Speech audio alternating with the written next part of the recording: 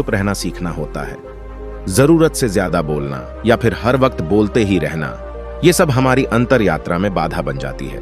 जब आप चुप रहने का अभ्यास करते हैं तो आप अपने साथ वक्त बिताने लगते हैं, जिससे कि आप अपने एकांत को जान पाते हैं।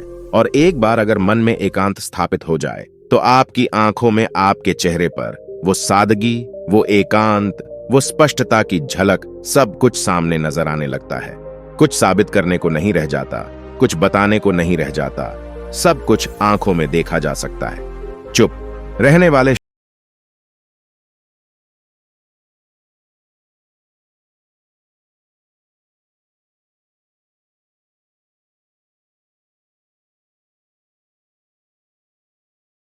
लेकिन उसमें से वो महसूस कुछ भी नहीं कर पाएगा।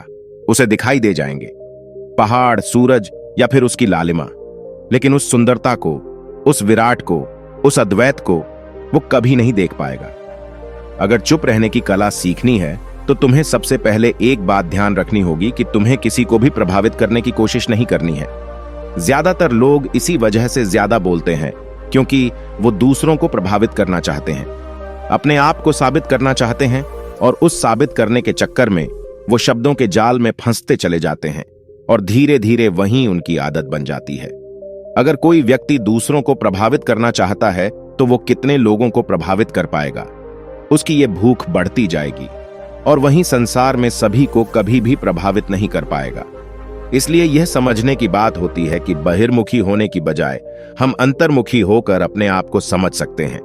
अपनी बातों को खत्म करते हुए गुरुजी ने अपना आखिरी संदेश दिया।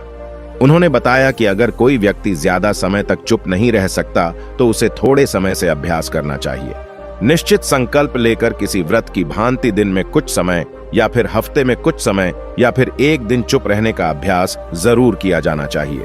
इससे हमारी चुप रहने की आदत धीरे धीरे खुद ब खुद पनपने लगती है, क्योंकि एक बार जब हम चुप रहने लगते हैं तो हमें चुप रहने का आनंद पता चल जाता है।